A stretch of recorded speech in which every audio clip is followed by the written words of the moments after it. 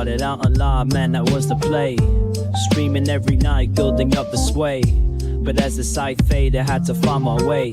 Now I'm hopping platforms, surfing through the fray. Got my crew behind me, yeah, we call them givers. Chillin' IRL, catching all the rivers.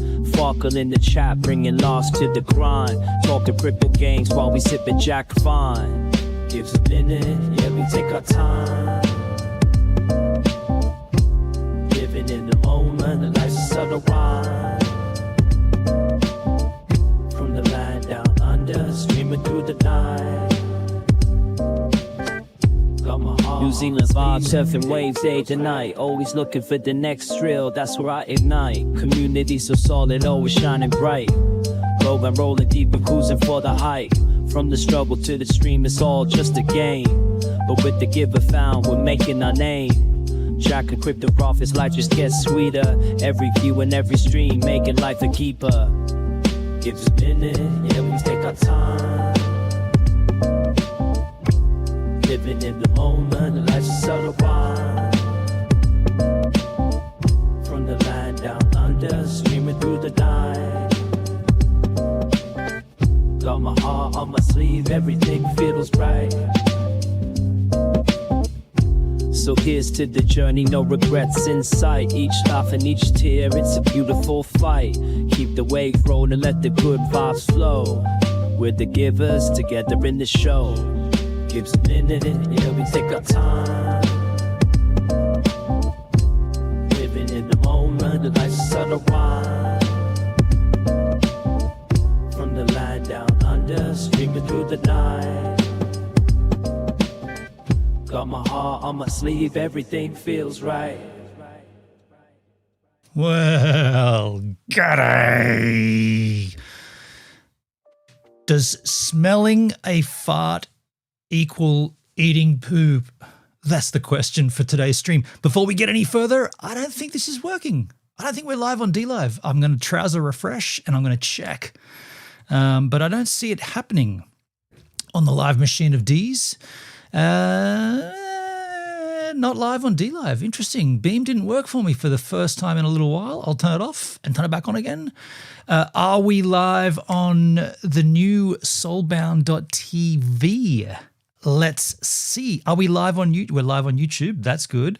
Are we live with the chats? Do we have a chat? Sucks to have to do this every time, but I'm going to do it anyway, just to verify, just to make certain. The chat, that's the YouTube chat, and it's there. Okay, that worked. Let me check soulbound.tv. I'm interested to see what's cracking at Soulbound TV. Looks, chat paused you to scroll. He dropped you a follow. Your party. I see party. Hey, I see it's live on Soulbound. It's playing in the background there. Drop you a follow. Thank you, Cyber Spectre. Cyber Spectre. Is this chat on? Is this chat? What are you doing on party, by the way? Party is the party's over on party. Okay, that chat is not working on Soulbound, even though in my social ninja it is on. That's unfortunate. Let me just get a little background tunage cranking. Why would that not be happening? I'm going to turn it on and turn it off again. Soulbound TV. Let's activate the source. Let's chat again there and see. I don't know. I don't like that background crap. I'm turning that off. It's too loud. I don't like it. Are we here? Are we here? Because I want to have a look at Soulbound. Okay, now it's working. So you got to turn it on and off. Interesting. Have you tried turning it on and off again? So now that all that crap's out of the way, are we going to talk about this? Yeah. Oh, we're still getting... interesting. I'm going to try something. Give me a second here to do this. I'm going to try this. I am going to get out... I don't know if this is going to make any difference, but I'm going to plug in the actual power. I'm going to plug this power brick in addition to the power supply that powers my supply. I don't know if that's going to help, but I'm willing to give anything a shot at this stage. Getting a lot of stuttering on screen. And I think it's because of my in, my out, my I/O on my MacBook Pro. Party fam getting stronger every day. Nah, dude. Party is a dying platform of lameness. Everyone's been talking about it for so long. It's just a DLive in disguise.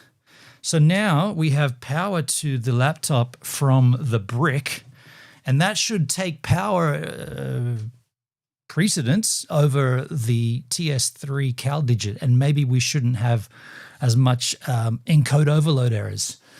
But yeah, Cyberspectre, look, Party came out strong kicking, and it doesn't seem to have delivered anything. It's just DLive Part 2. Sorry to poo-poo on your parade. Let's talk about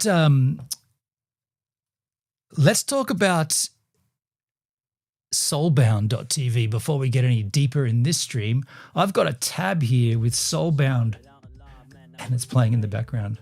Hold on a second. Oh, that's Kick. That's Kick in the background. Why is Kick so far behind? Because everything's behind right now. Soulbound.tv looks like this. If we enlarge this a little, I'm still getting encode overloads. Awesome. Okay.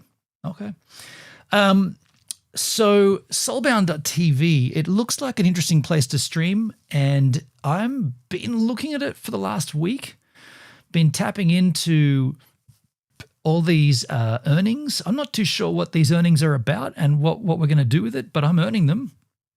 Daily XP earnings, 81.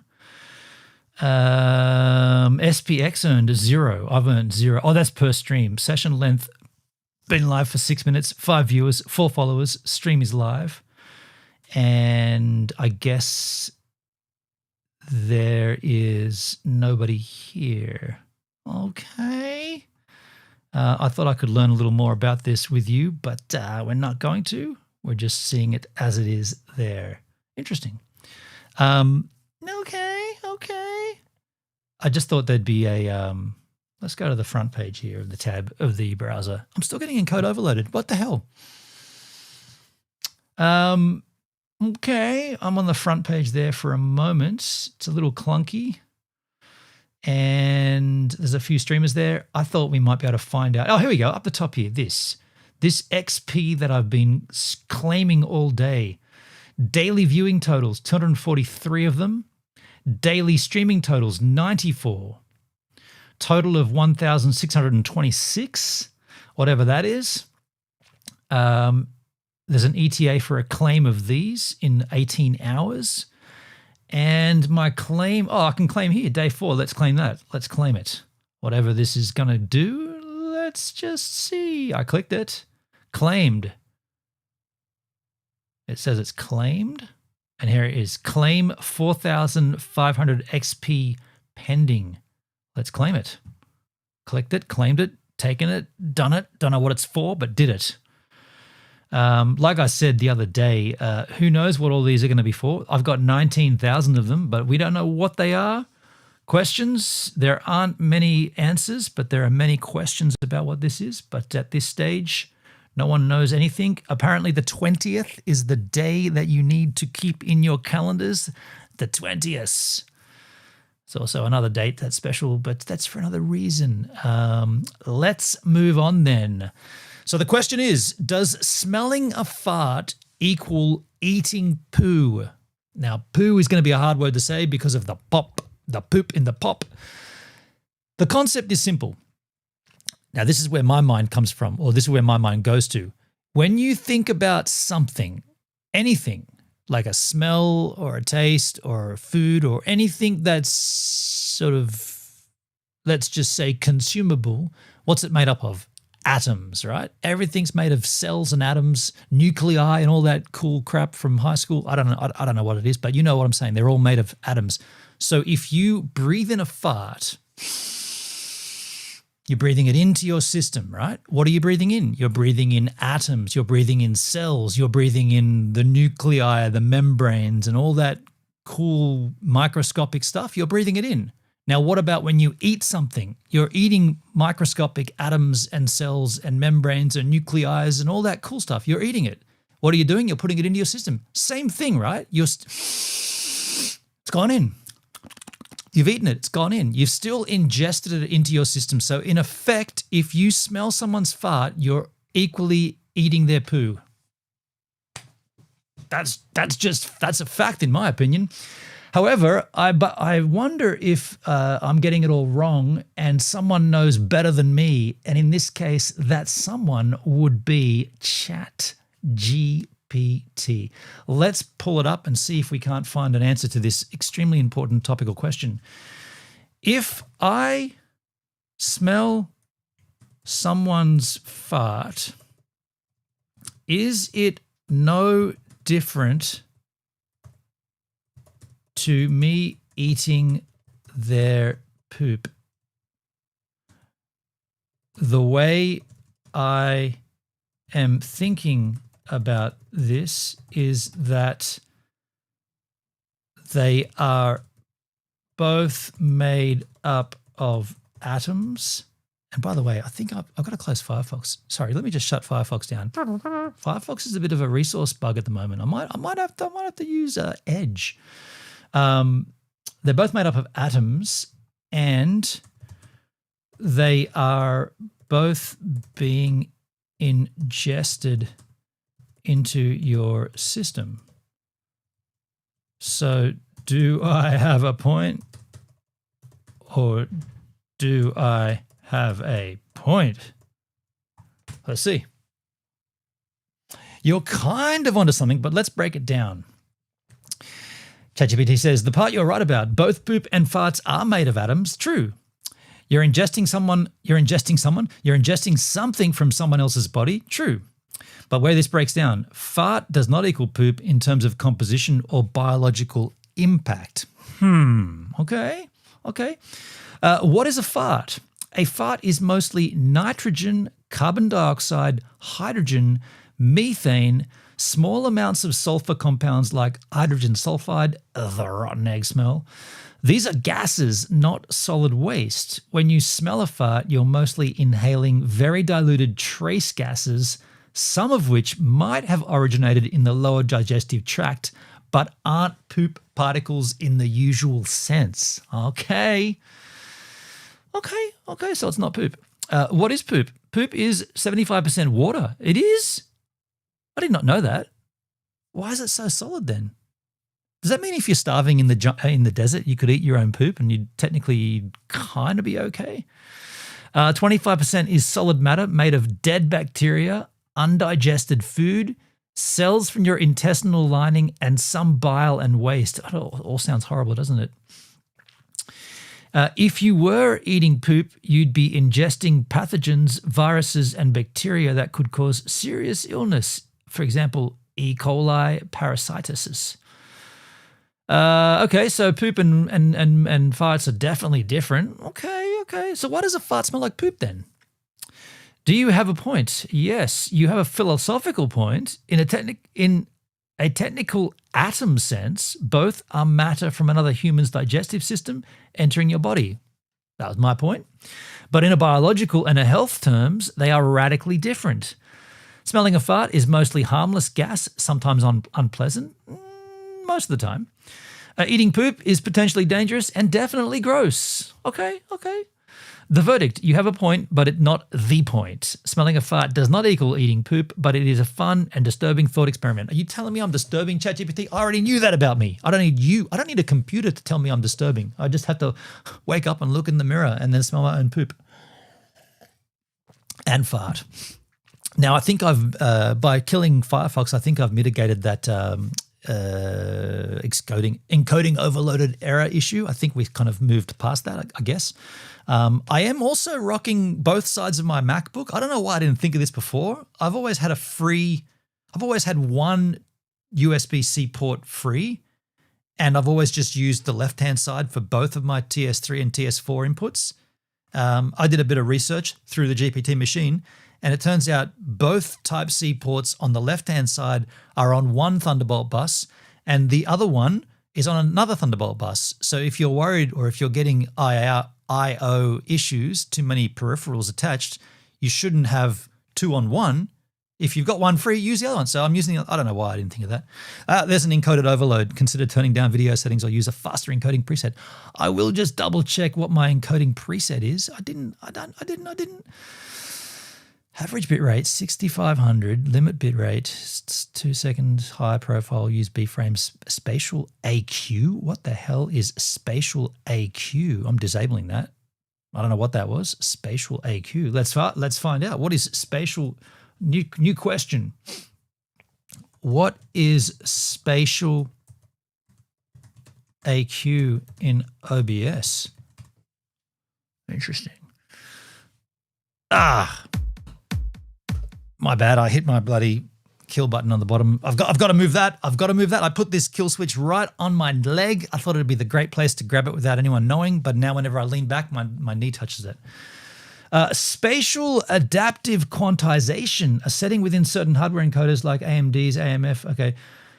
What it does, spatial dynamic adjusts the quantization, the compression level based on how detailed different parts of the image are. Oh, wow. It allows OBS to preserve more detail in complex areas like textured backgrounds, to compress less detailed areas like flat backgrounds, and saving on bitrate. I should leave that on.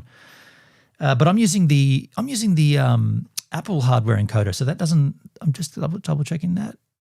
I'm using the V2 hardware encoder, VT-H264. I can't change that either because I'm streaming. Interesting. I wonder.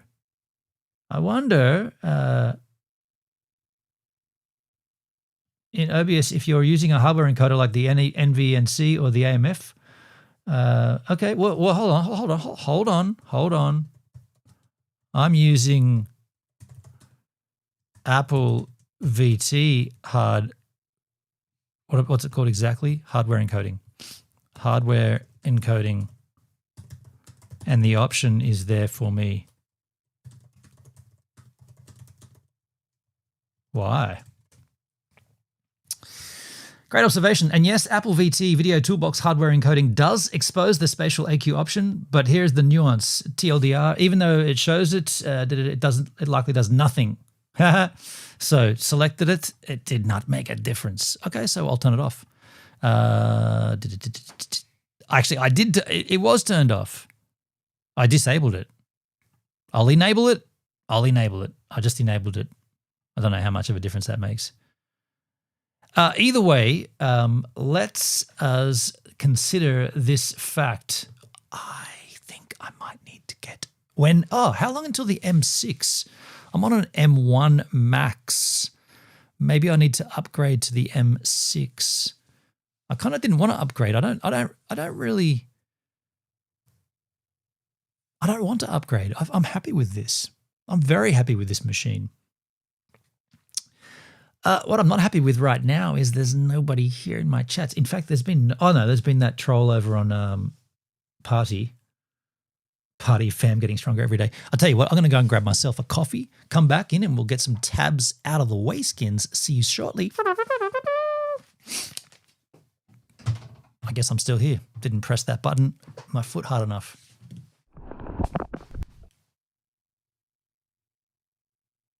What the hell?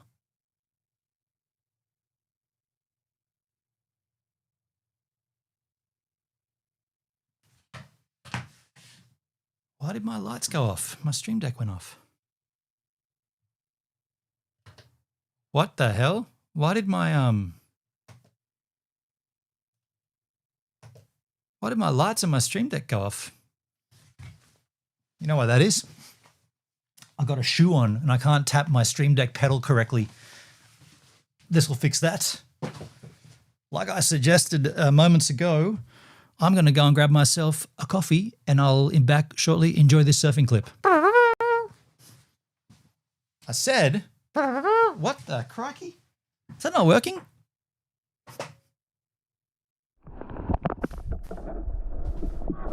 Weird.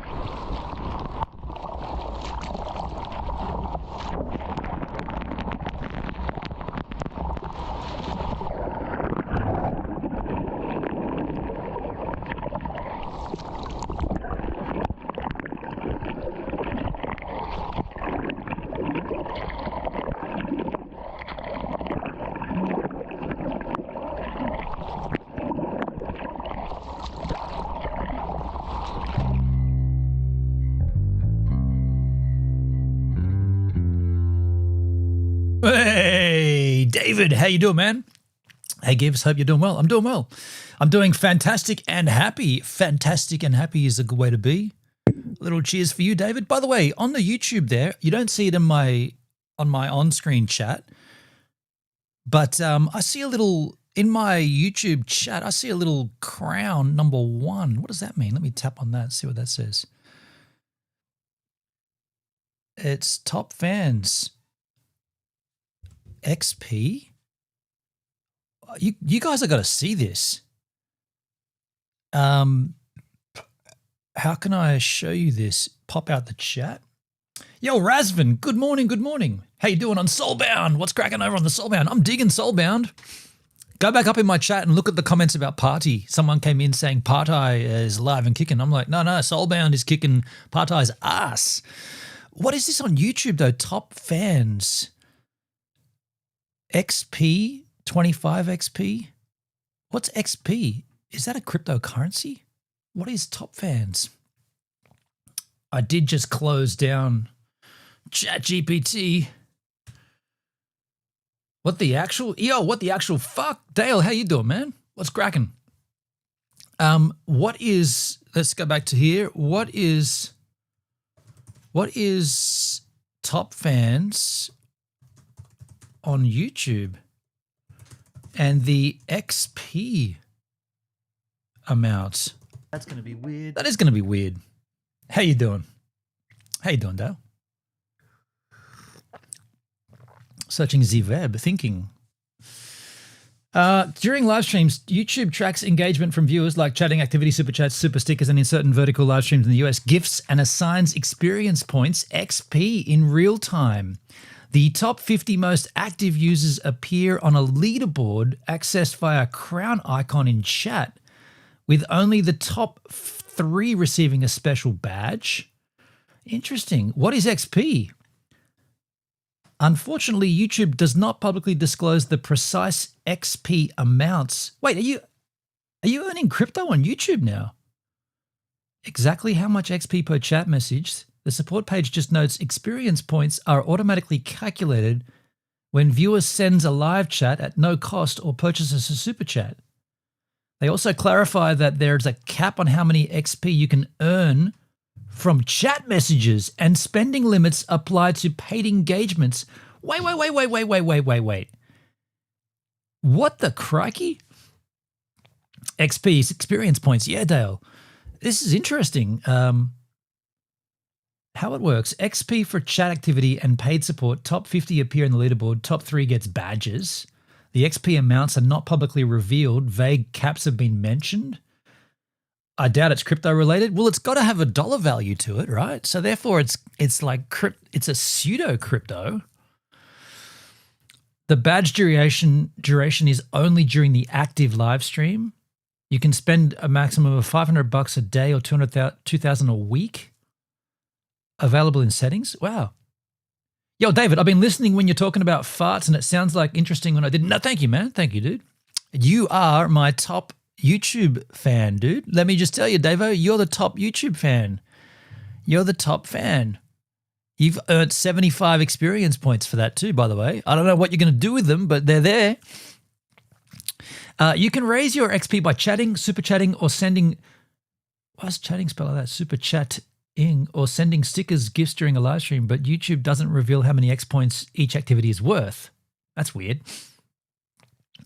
The leaderboard showcases the top 50. Only the top 3 reveal special. Bong, bang, bang. So there is no dollar value associated. Yo, Dale's over here too.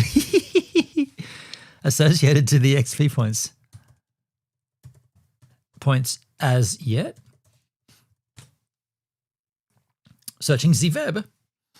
There's no official dollar value conversion for YouTube Top Fan XP. Today, XP is only a gamified internal metric that tracks how engaged you are via messages. Okay, so at this stage, do you know what you've got right now? Give me them fart points. At this stage, you've got the opportunity to nab these points, whatever they are. We don't know what they are. It's very similar to Soulbound.tv, which was very similar to DLive back in the day. You had a chance to nab Lino before Lino was anything, and then you should have, and then you could convert it and you could cash it out. You got the exact same thing happening both on YouTube and on Soulbound.tv. Did you know that you earn far out? No shit. It's actually called, hold on a second. Let's get back over here on Soulbound. It's also called XP. That's bizarre. It's happened it's launched at the same time. This is soulbound.tv where I'm live. I'm earning right now because I'm live. I'm earning XP points on Soulbound.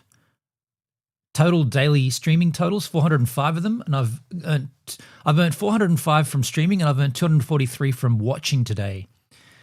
Yeah, dudes, I'd strongly suggest you get over to soulbound.tv and this other little known site called YouTube and start cranking up these XP points for whatever they.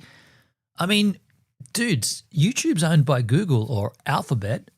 This could be a big play, right? If you start cracking these up and stashing them, maybe in a month or two they're going to be worth something. I don't know.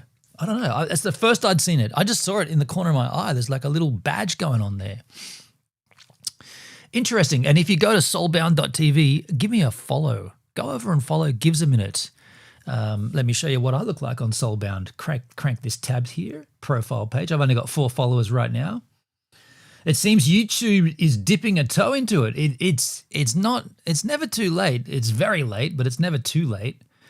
I'm live right now. So let me give you my profile. Can I copy that, Skins? There I am. Profile, live. Copy that. Cut that down. Give it to you in the chit chat.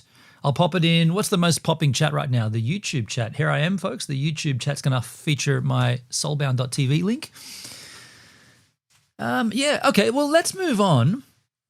There are some tabs I've got here. The first one is a recently surfaced 9/11 video, which includes evidence of something just happened behind me. I've really got to get better cans because I keep hearing movement back there.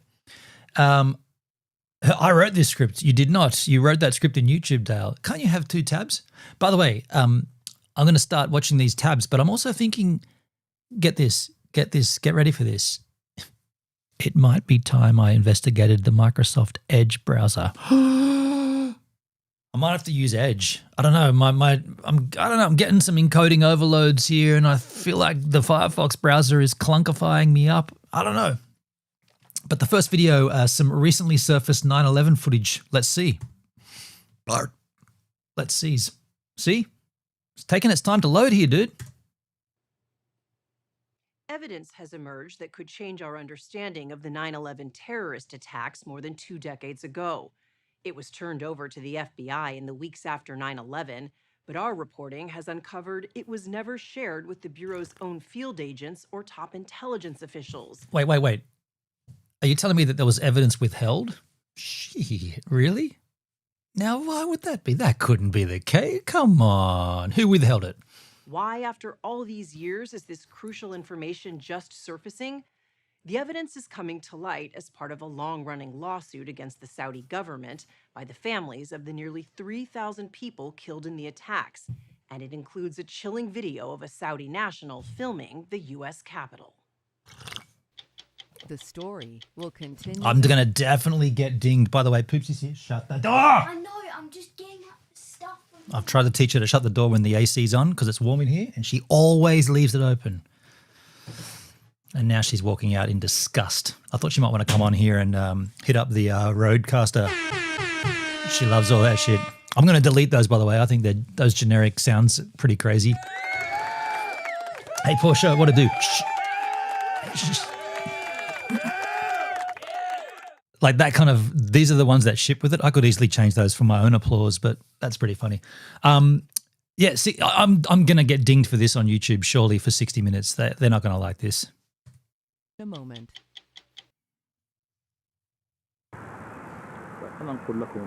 A voice on the video says in Arabic, "I am transmitting these scenes to you from the heart of the American capital, Washington." This video, recorded in the summer Poopsie bolted like a fart in the wind. of 1999, was unsealed in federal court last year as part of the 9/11 family's lawsuit accusing Saudi Arabia of providing crucial support to the hijackers. Exhibit A in their case, the man who made the video, Omar al-Bayoumi, who asked a bystander to film him in front of the Capitol. The FBI says Bayoumi was living in the United States on a student visa and being paid by a Saudi aviation company in California, despite not showing up for classes or work. Investigators say, in fact, Bayoumi was an operative of the Saudi intelligence service and had close ties to two of the hijackers. Capital Hill. Time is 6 p.m. So this is 1999. The video was filmed over several days. Bayoumi recorded entrances and exits of the Capitol, security posts, a model of the building, and nearby landmarks. Bayoumi points out the Washington Monument and says, "I will get over there and report to you in detail what is there." He also notes the airport is not far away. What I see Bayoumi doing is going out and making a detailed video record of the Capitol from all. Hang on. At this point, is there anything wrong with doing this? This is just documenting the building, right? Like you could say, well, he could be an architect or he could be interested in the whatever, the layout, the design, the concepts. I'm reading a fascinating book called The Cardinal of the Kremlin, Tom Clancy, all about spying. Interesting. I'm reading a pretty cool book too at the moment. Taking my time though. Its sides, and then conducting that 360-degree panoramic view. Richard Lambert is a retired FBI supervisor who led the initial 9/11 investigation in San Diego, where Bayoumi and the two hijackers lived prior to the attacks. He's now a consultant on the case filed by the 9/11 families. If you've ever flown into Washington, D.C., one of the first things you see on the horizon is the Washington Monument. So if you know where your other targets are, it helps guide you to your intended target. Federal investigators Whoa. The monument guides you to a target? I mean, you could say that about any building. If you know where that building is, you know where that building is. I'm just trying to pull this apart for dissect it here. The hijackers on Flight 93, which crashed near Shanksville, Pennsylvania, planned to hit the U.S. Capitol as their likely target. In the video, Bayoumi references a, quote, plan. You said that in the plan. What plan? What do you think he's talking about? I think he's talking to the al-Qaeda planners who tasked him to take the pre-operational surveillance video of the intended target. So this video is taken in late June and early July of 1999. What does that timing tell you? Well, Skepticism is always wise. I mean, yeah, for sure. We can be skeptical. I believe I'm kind of being a little skeptical here. I'm being skeptical of this video. That's all. that means it was taken within 90 days of the time when senior al-Qaeda planners reached the decision that the Capitol would be a target of the 9/11 attacks. That's when Osama bin Laden decided to approve the so-called planes operation, proposed by Khalid Sheikh Mohammed, the mastermind of 9/11. Isn't that, this is the mastermind behind 9/11? I thought that was the dude from the Dirty Three, the drummer. Only an Australian would. Oh, no, that's true. Sorry, my bad. During a raid on Bayoumi's UK apartment about 10 days after the attacks, British police discovered the Capitol video, along with about 80 other tapes and a trove of documents now being used as evidence in the family's lawsuit. This internal FBI report dated October 11, 2001, shows that copies of all recovered exhibits were sent to FBI New York via Federal Express. There'll be more solid evidence coming, you reckon, Dale? I mean, yeah, that would be better, of course. I saw some damning evidence that, what's the character in The Matrix? What's Keanu Reeves' character? I forgot the name of the character, but his passport expires on September 11, 2001. It's like, see? And then, of course, on Twitter, it's like, are you getting it yet? Do you see what you're missing? I was like, what? A coincidence that the passport, Neo, that's him. Yeah, Neo. The coincidence is that Neo's passport in the film The Matrix happens to expire on September 11, 2001. Ooh, they planned it all along. So dumb. But the Capitol video never made it to the San Diego field office. I had not seen that video. Retired FBI Special Agent Danny Gonzalez, one of the lead 9/11 investigators in San Diego, says he never knew about the video during the 15 years he worked on the case. He is also a consultant for the 9/11 families lawsuit. Not only did I not know, all of the case agents in San Diego didn't know, and the case agents in New York didn't know. And we're talking about the Joint Terrorism Task Forces that not only have FBI, but we have other state, local, and federal agencies. They did not know either. So how did 60 Minutes get their hands on it? If the top investigators or the top retired investigators couldn't get it, how did 60 Minutes get it? How's that possible? I don't have that answer, and that angers me. When I saw that video, I knew exactly what it was. Did you need this information to do your job? Absolutely. He believes he could have used the Capitol video to build a case against Bayoumi. I would have taken it to the United States Attorney's Office, who was requesting from us, the FBI, anything that we had they wanted to look at. Meaning what? That they would have filed charges, that they would have indicted? What would your hope in that be? It was a terror investigation, but it was also a mass murder. In your view, this video was so significant that it should have gone all the way to the top, to the White House. I think it should have because it's the Capitol building. Gina Bennett was a senior. Dale says, try an experiment. Smell a fart, then eat some shit. Well, look, I did want to know the answer. I don't know if I wanted to experiment that way. A major difference. Yeah. Your counterterrorism analyst at the CIA for 20 years. In the aftermath of 9/11, we were briefing the president and the National Security Council. We didn't expect that this was a one and done. We expected al-Qaeda to continue to try. So resources were going entirely to trying to undermine any additional plotting. The Saudi government says this is a tourist video, that there's nothing to see here. You don't buy that. No, I don't. Who does a tourist video that is reporting back on this is where that building is and here's where the security guards are? Now retired, she was the first person in the U.S. government to warn of the dangers of. Is there a conspiracy in that everyone that they're interviewing here is a retired investigator, like retired from the FBI? Like, why couldn't they get someone that's currently investigating? By the way, Dale, I see you're now the #1 fan on YouTube, dude. What's your XP points? Dale's got 75. Ooh, Dale and Davo are competing both on 75 XPs. Interesting. Keep those comments cranking. I love it. Also, sign up to soulbound.tv. You're earning XP points on Soulbound just for watching. I'm just saying. Get it. Play. A global jihadist movement led by Osama bin Laden. Bennett has no involvement with the 9/11 families lawsuit and says she too was unaware of the video's existence until we asked her to evaluate it. As we discovered, she was not the only one at the CIA in the dark. George Tenet, the CIA director at the time, says he wasn't aware of the video. Same for Michael Morrell, the president's daily intelligence briefer at the time. Does it surprise you that they didn't know about this?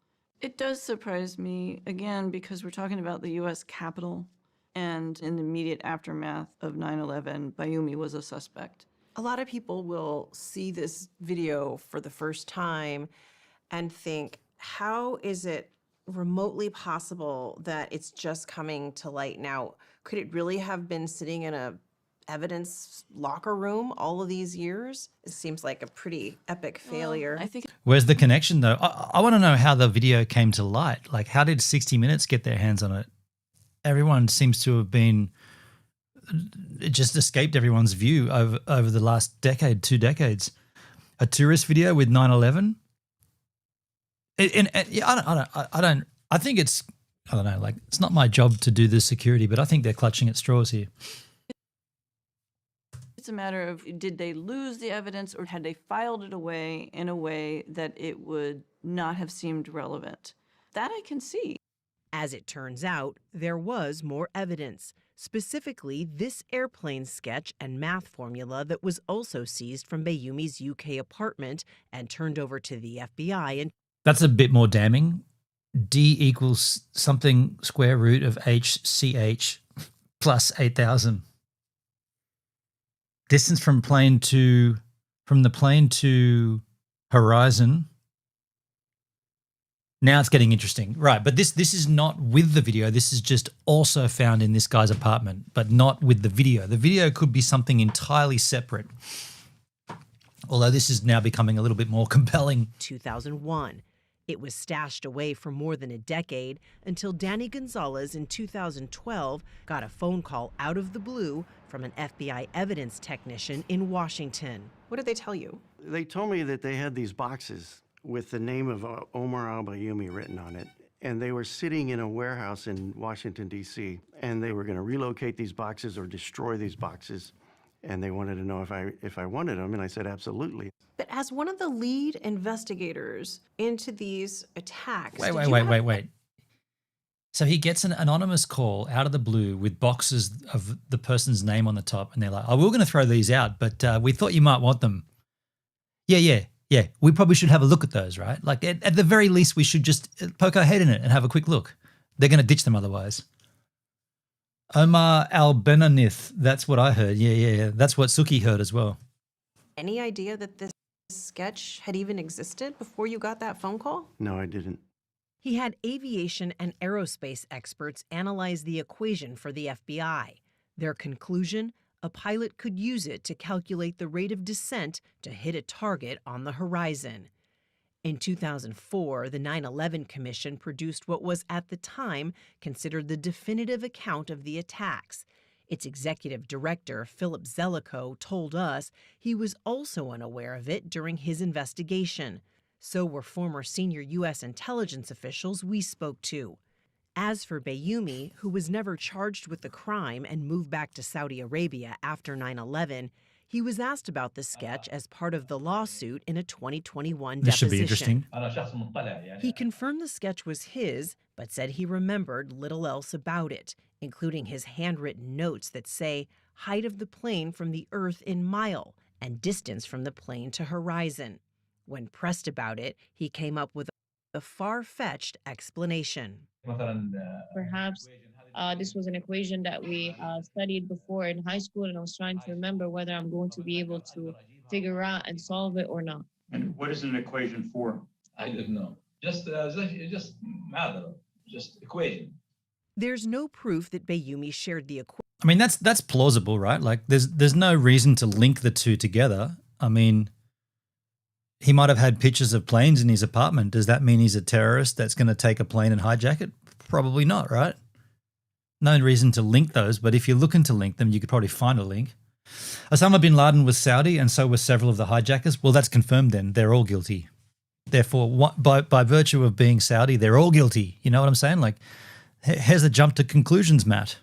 Equation with any of the hijackers. What we do know is that he met the first two to arrive in the U.S. nearly 2 years before 9/11.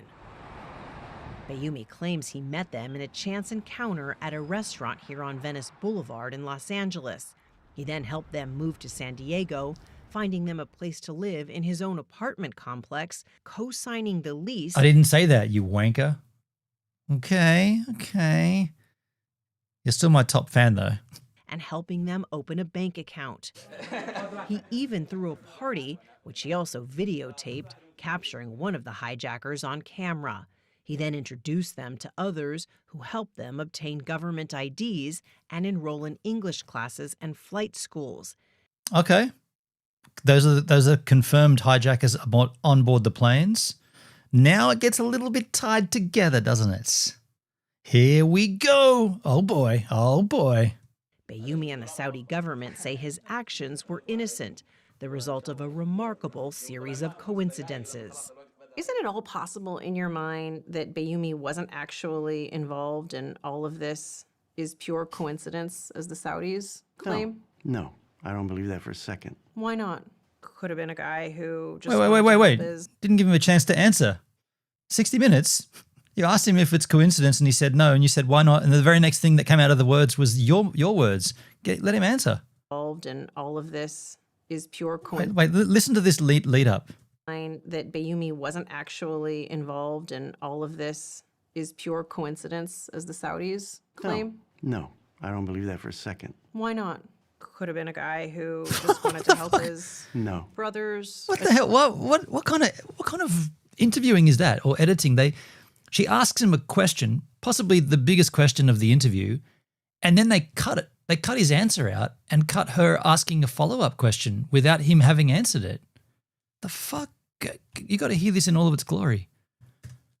to others who help them obtain government IDs and enroll in English classes and flight schools. Bayoumi and the Saudi government say his actions were innocent, the result of a remarkable series of coincidences. Isn't it all possible in your mind that Bayoumi wasn't actually involved in all of this is pure coincidence, as the Saudis claim? No, I don't believe that for a second. Why not? Could have been a guy who just wanted to help his No. brothers adjust to a life in a new country. Who else did he help besides those two hijackers? I don't know of any, and I couldn't find any. Omar al-Bayoumi is living as a free man in Yeah, Saudi Arabia. I mean, there is such a thing as the integrity of a journalist, and part of that would be to let them answer the question you asked. Like cutting, I mean, and not her, the editors, right, the producers of the show, but cutting it up so that you don't hear the full answer, that's pretty lousy. Many so-called journalists suck at investigations and the truth. I mean, yeah, she just over-talked him. And I muted it. How did I do that? The hell? Why is that gone? I didn't mute that. I did not mute this. It's not muted. What the actual crikey? I did not mute anything. The video's muted now. 60 Minutes also edited the Kamala Harris interview before the election. Okay. Why is this? How have I not got a well, let's just see if it's a this is the next video I had lined up. No, it's all Brave browser. Why would my is browser muted? Can you mute the whole browser? I mean, I'll check loopback. How did that happen? How did that happen, dude? I'm just opening up loopback here. Loopback loopback Firefox Brave browser. Brave browser's on. Why would that be? What? Now it's working. The hell goes on? What the hell? Audio issues. Yeah, right on, Dale. Something that's a weird audio issue though. 2 hours later. Adjust to a life in a new country. Who else did he help besides those two hijackers? I don't know of any, and I couldn't find any. Omar al-Bayoumi is living as a free man in Saudi Arabia. What do you think about that? Awful. Awful. He should be here under the court system. The 9/11 Commission Charged with what? concluded that Bayoumi was, quote, an unlikely candidate for clandestine involvement with Islamist extremists. Does that still hold? I think the 9/11 Commission is just not fully informed. It's not their fault, but it's not fully informed. So all the evidence you've seen, the material support, the Capitol video, the sketch, your conclusion is what? My conclusion is that Bayoumi was an al-Qaeda facilitator. He had sympathies with al-Qaeda, I mean, ideologically, and that he provided substantial support to these two individuals, these two hijackers, without which they may very well have been caught.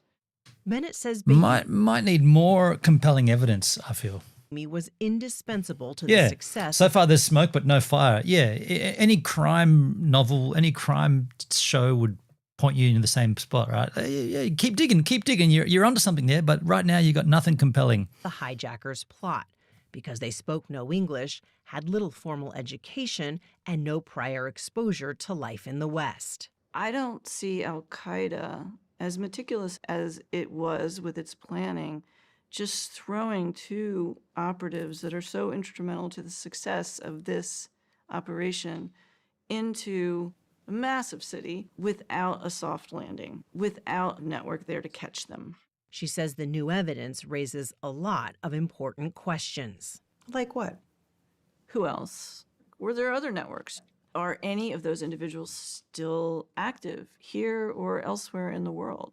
Is there any other evidence that's sitting in a box somewhere or, locked up, and work from that new information to learn what you got wrong, to learn how to not get it wrong again.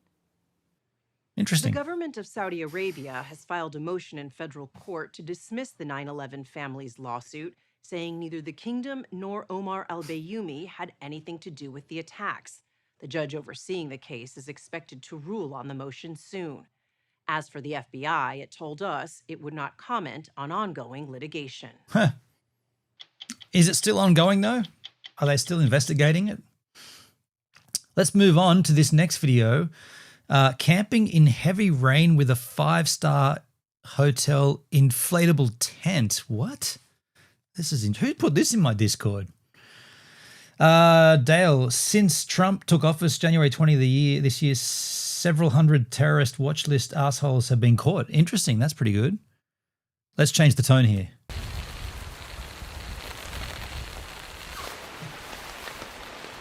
Uh-oh. Wait, is this suitable? What? That's on YouTube, right? What is this? She's going to get naked or something here? 3 million views 1 month ago? Holy shit, what is this? Okay, I don't think this is nude. This chick is hot? Okay. Is this your video? Okay, it's bad resolution. It's meant to be sexual, right? Like it's that kind of teetering on the edge of being sexual. It's not yours? What? So what's she doing there? She's camping?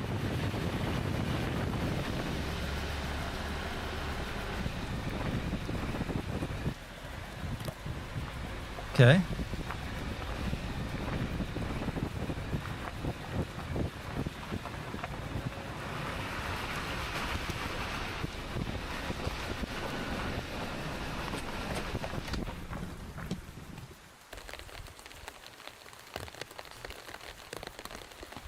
Interesting sound effects. That's obviously not the rain hitting the car.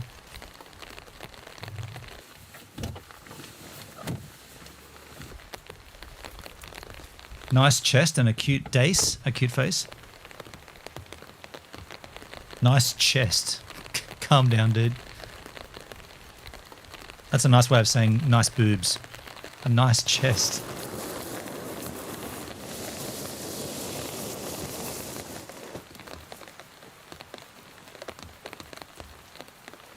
Is this a camping kind of thing? It's like Chris Bamman doesn't speak. He just goes camping, sets up his tent somewhere, and taps his coffee cup twice.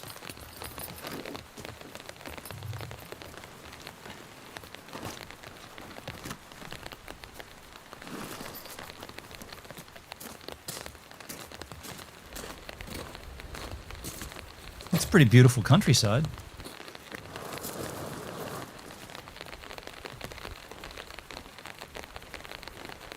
Okay, so hang on. Do we have to watch all this? Holy shit, this is a half-an-hour video? Okay, we're not watching all this. Let's get the tent. She blows that thing up.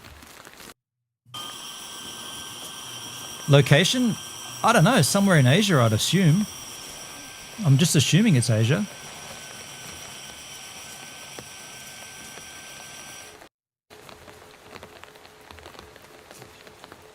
I'm stuck on 75 XP.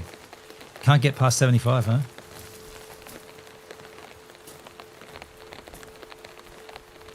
I mean, this gets a lot of views. This is not camping, it's glamping.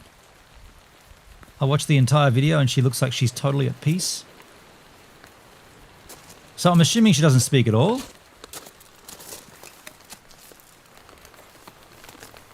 Okay.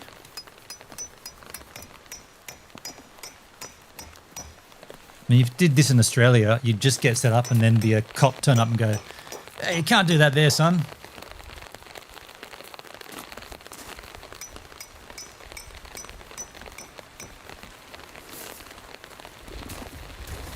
I mean, it's pretty soothing. I might put my jumper on. I'm not missing anything, am I? Just the sound of rain. Glamorous camping is glamping. Yeah. Ragnarok. King's Cross.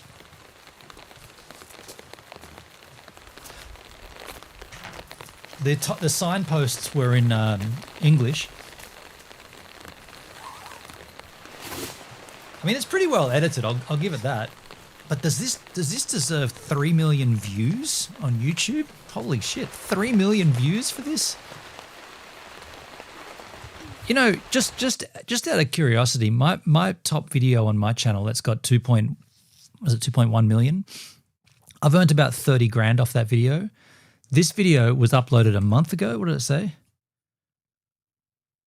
May 24, June. So 2 months ago, it's had 3.3 million views. This channel would have earned about maybe 100K for this, depending on a few other small kind of incidentals like different territories and whatnot. But let's call it 100 grand for this video. It's well edited. It goes for 30 minutes. All I did was walk out and set up a tent. And in 10 years on YouTube, I've made 4,000 videos. One of them's got 2.1 million views, and I've earned about 30K. And this channel, I'm not saying it's a woman, this channel, 100 grand from this one video. Let's go camping, everybody. So you just need to have a good-looking chick and an idea. And you can hear carefully that they've taken all the audio and they've just laid down a rain track over the top of it.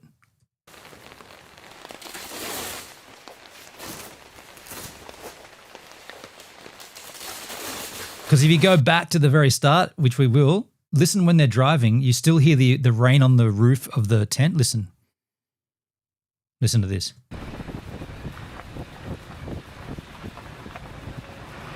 Hear the car. Now hear this.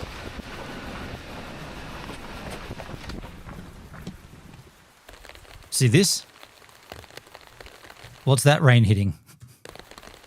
That's not the sound of rain hitting a vehicle. Anyway, let's skim forward. Quit your bitching already. I'm not bitching. I'm just saying I'm doing it all wrong. I'm doing it all wrong here, Dale. I just need to get a beautiful looking person, not necessarily a woman, could be a guy. Okay, let's be real. It's got to be a girl. Holy shit, she's really going to town here though.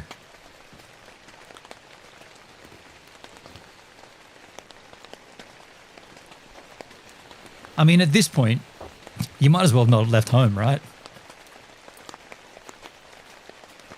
Yo, Mal Pezzi, how you doing, man? Yes is the answer to your question. I am doing YouTube all wrong. If you bring all this shit camping, you might as well just go to a hotel. I'm just saying. Someone should rip this off and like go to absolute extremities and like build a stone wall and like put a fireplace in and do gyprock and woodwork. And where's the Jack, or at least some sake? Yeah, I'm sure she's going to crack something out.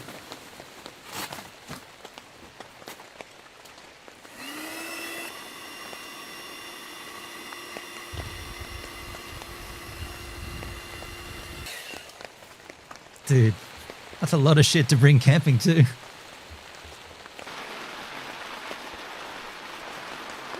Oh, there's a hole in that. Did you see that?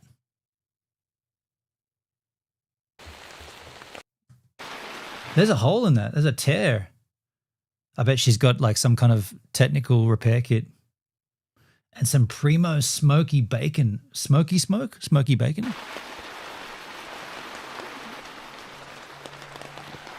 Yeah, a few tears.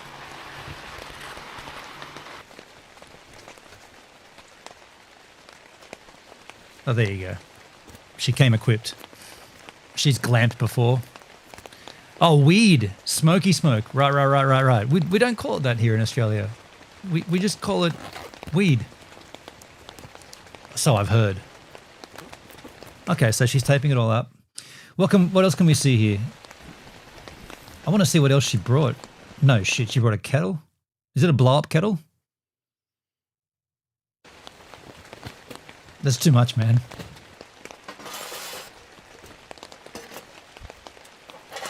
Are you moving in there? You're bringing your whole family to live there? 3 million views. Shut up, shut your bitch. Quit your bitching, Dale. That's what I was saying. Why does this get 3 million views? I do not get it. Neither do I, dude. Wow, she's got a lot of stuff. And a dog.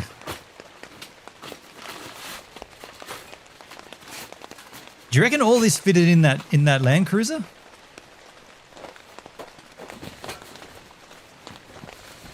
The fuck did you bring?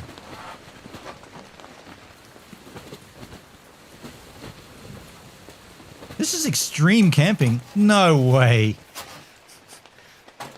Yeah, just got that wood out of the car.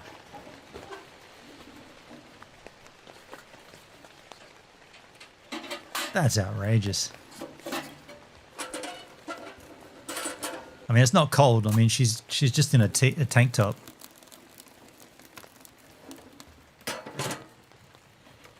Huh. Should have put it underneath the wood, you dum-dum. Sponsored by Earth. Oh, that really took off pretty quick. No way, dude.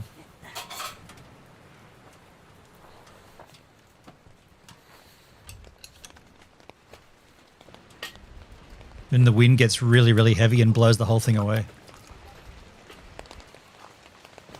Cute dog. If it was cold, her headlights would be on high beam. Okay.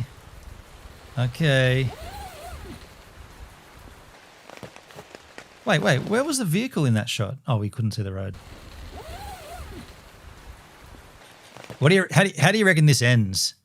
It'll end with her slothing on the couch playing Xbox or something, hey? She'll just be sitting back playing Xbox on a massive panel. The whole wall will be an LCD panel that she's rolled out from some technological advancements, and she'll be playing Xbox or something. Or someone will come along and say, yeah, you can't camp here, you know that. You're going to have to tear all this down. Her playing Minecraft, right on. Yeah, Minecraft.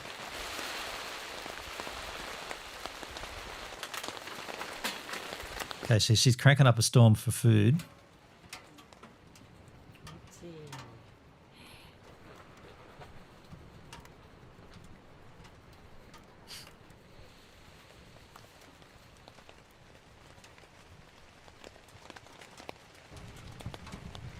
It's a lot of effort to go to just to be there. Like, I don't even think I've seen her look at the view once, you know? Like, she's there, but she's not. Oh, there she goes. She's looking at it. Oh, it's getting too windy. Better start tearing it down.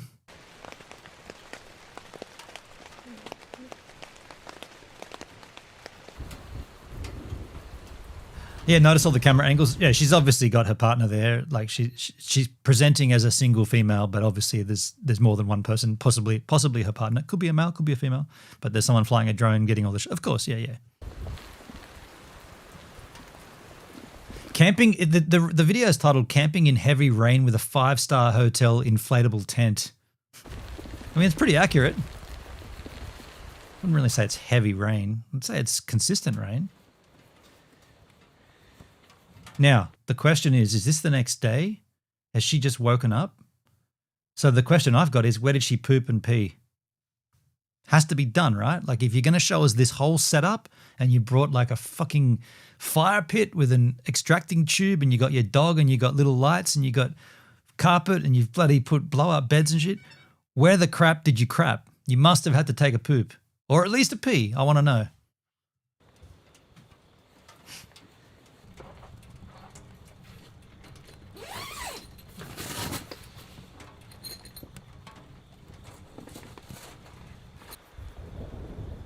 Does look rad though. Go out and take a big shit in the woods. They're pretty cool lights.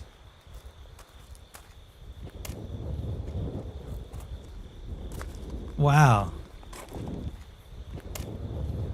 How are they staying there? Huh.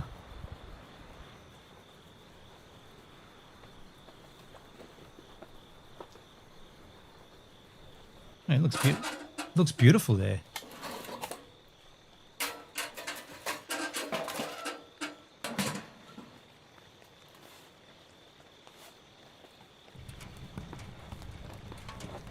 You know how she hasn't spoke at all during this? Imagine the only thing she does is a gigantic fart.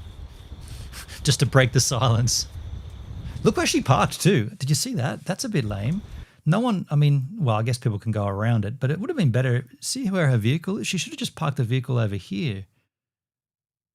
Maybe this is probably more than likely this is a private road and that's their, you know, they live near there.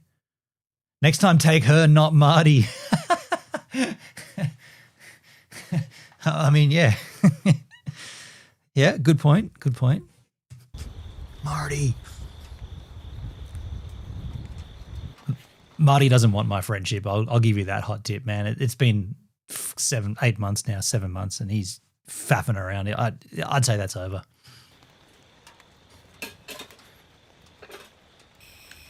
Okay, so you're cooking. Big whoop. Okay, so this is not the morning. This is the night of. Dude, she's cooking up a storm. Who's going to eat all that? She got Jack and Coke there. Is that a Jack and Coke? That is, isn't it? That's the Jack and Coke. Pre-mixed Jack and Coke up there. Now you've got my attention, love. It is, isn't it? Is it? I want to see more. It is. She's drinking a Jack and Coke, dude. That's it. I'm in love. I'm being stupid, but I don't think I've seen many YouTubers drink that Jack and Coke in a can. Ben, and just so you know, Hendrik and I have been screwing with you a bit lately. We're good again. You and Hendrik, I've seen your fighting in the Discord. I'm just trying to let you guys sort it out like the mature adults you are. I've also been a bit cowardice and not trying to involve myself.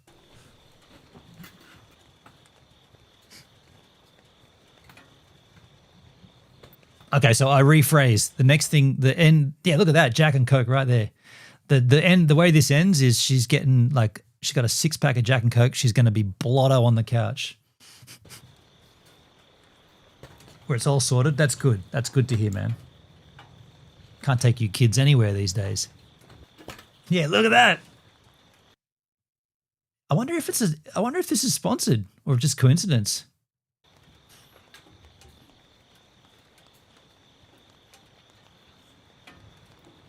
That's a lot of food for one person.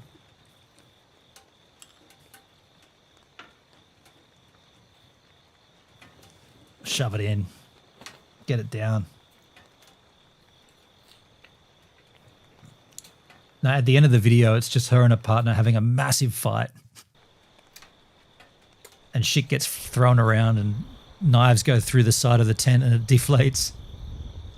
Jack or sake? I told you she'd be... Oh, she's going to watch television. I told you she'd have a screen. It's a bit small.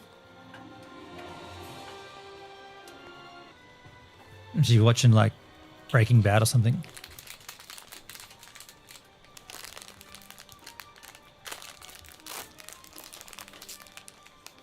Oh, is that a fortune cookie? We were both right. Yeah. That's a horrible viewing angle. Of all the creature comforts she's brought with her and that TV, you got to sit like this and watch it. Yeah, this is a great film, but my neck is just so sore from sitting in this stupid angle. That's dumb.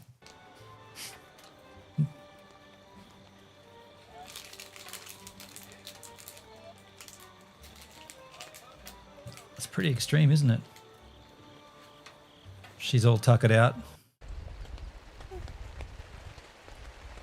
Oh, it's the morning after. That went quick. What's the transition? Nighttime? Daytime? Okay, now the morning. The birds chirping indicate the next day. Looks very similar to the day before in terms of weather.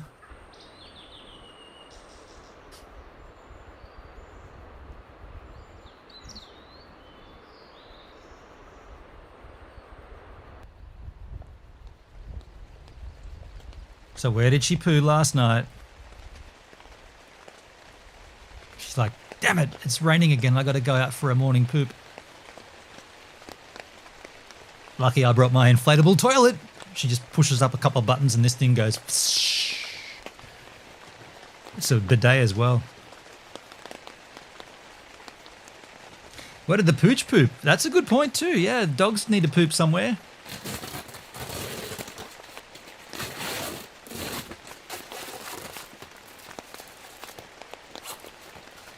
Pretty extreme though, isn't it? To do all this just to be on top of a mountain. I'd personally rather just rock up with Govan and be done. Okay, so she's making breakfast. Okay, healthy breakfast there. Salt and pepper grinders are pretty cool. I must admit the 10 is sweet. I mean, it's incredible, but is it like, I don't know, like is it overkill? It's overkill. You might as well just stay home. If you're going to have all of those creature comforts, you might as well just stay home. It's called roughing it for a reason, man. I mean, she's eating better than I do all the time. My commentary comes from a place of jealousy.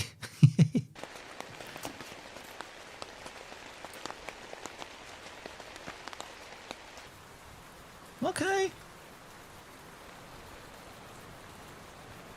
Now she just walks out and goes, my husband's going to dismantle it.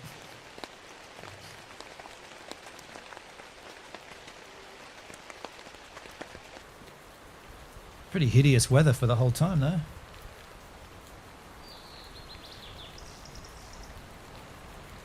Pretty precarious spot, too. Interesting. My commentary comes from a place of jealousy, quote unquote, gives a minute, 2025. Let's take a look at this channel. Perfect. Yeah. I mean, I'm being honest, at least. She's got 1.8 million subs. She's Korean girl camper. This is a camping YouTube channel that provides a break in your busy daily life and peace in nature. Okay. South Korea. Camping in the rain with a new car tent. Camping in heavy rain with a new luxury inflatable tent. Camping in heavy snow with a 2-room inflatable. So much of it's the same, I guess. Much of it's the same. Members only videos. Okay. Let's go to, doesn't do live streams, just does videos. Most popular. 33 million views. Jesus. 33 million, 23 million, 15 million, 13. So it helps to be a pretty woman.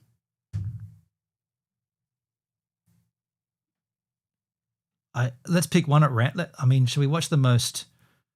Well, let's give her another view on the 33 million. We'll just see if she talks at all, if she speaks. I dated a Korean chick once. Okay. Wait, there's 2 of them? Even better.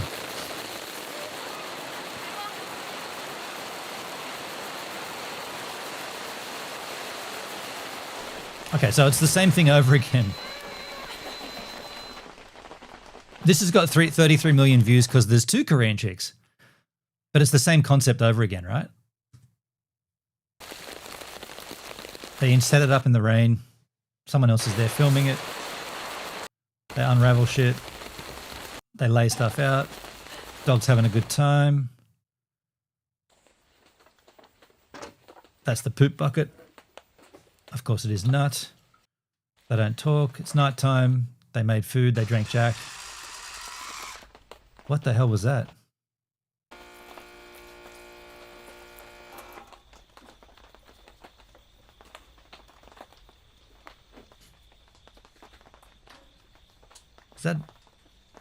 That's tomato cheese camembert? Oh, that's going to be beautiful. Show me that bottle opener that you had.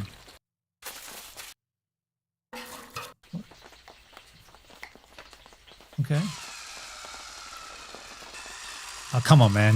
You don't need an automatic corkscrew. You can just twist it. It takes like 3 twists. Okay. I'm done. I'm done with Kieran Camp, but you can enjoy Kieran. Go to town, Kieran. What have we got here? Bellagio Fountains, God Bless the USA 4K drone. Bellagio Fountains. Oh, I know where these are. This is the fountain that Danny Black got married in front of, if I remember correctly.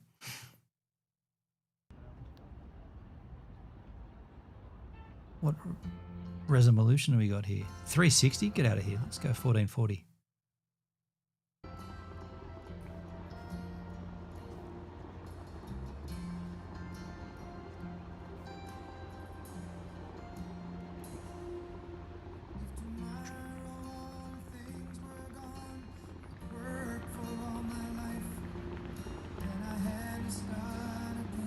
Wow. Hideous music. I'll just kill that. I don't even know who the tune was, but I know it's going to get me dinged. Okay. Fountains. Fountains are cranking up. Okay.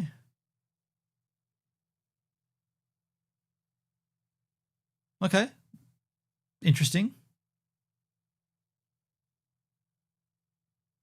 Pretty cool. It's like a drone show.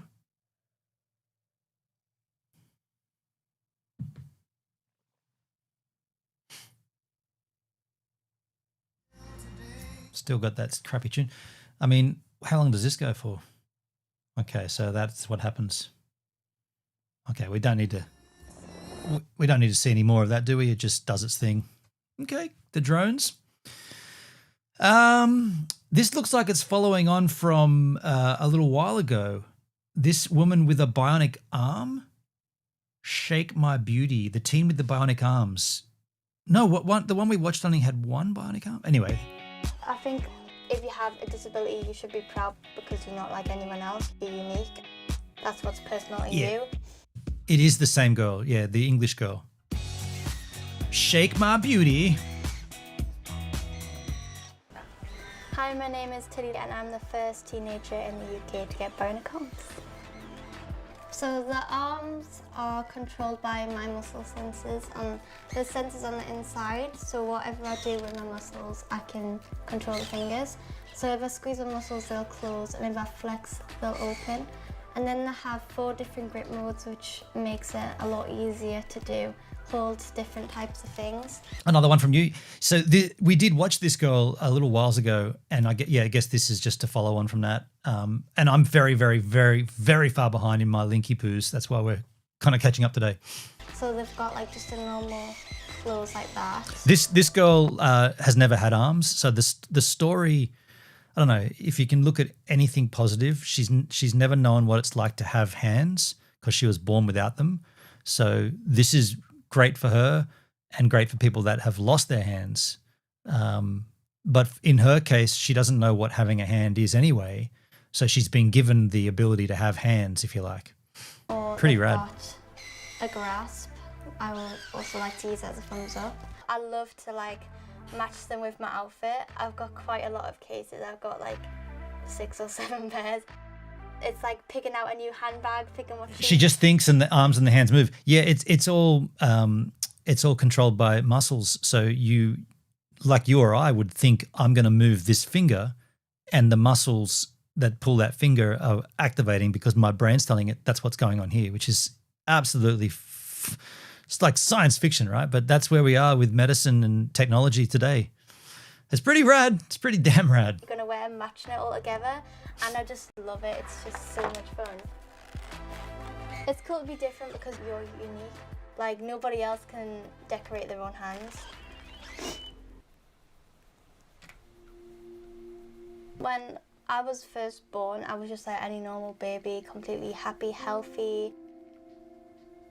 But when I was 15 months old, I fell really ill. I was originally diagnosed with an ear infection and sent home. Wait, that shot there, that's not a special keyboard, or is it? Those the far right-hand side, that looks like a PC, like a Windows machine. How does she type? It must be software that, I don't know. How does she type with those without her hands in? Like you surely wouldn't be able to get a very precise placement of the key on the keys there. Interesting. I was originally diagnosed with an ear infection and sent home, but it just really escalated from there. There was something in the back of my mind that was like saying, is it just an ear infection though? And it wasn't until later on, when I went to change a nappy, we noticed the, I say they look like bruise-like marks. Whoa. So my bad, she wasn't born. She was born 15 months, but yeah, wow. So she did have arms as a baby, but I mean, my point was that she doesn't know what it's like to to grow up and then lose them is my point ultimately. But that looks like gangrene, doesn't it?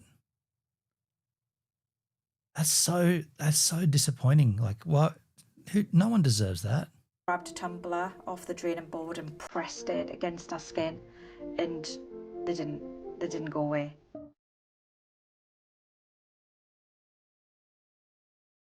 Meningitis septicemia.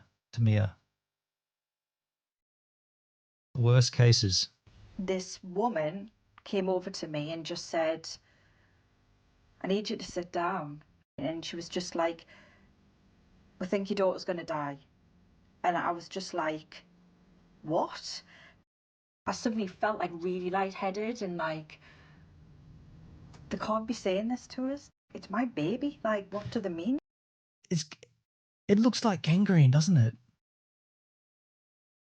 Whoa. Like, this can't happen to her. Every day we were just like, will she live? Will she live? That's all I kept asking. And the nurses were just like, we don't know. It's amazing to be alive. They did say that Definitely amazing to be alive. I had to amputate my hands. And of course my family did worry about that, but for them, that was a really small price to pay for my life. It was one of those things that it's really unfortunate, but at least she's got a life. I was just like, well, I'm going to make our life the best life she could ever possibly have. I'd had a couple of hands in the past and they were all trying to be really, really realistic and they were really expensive.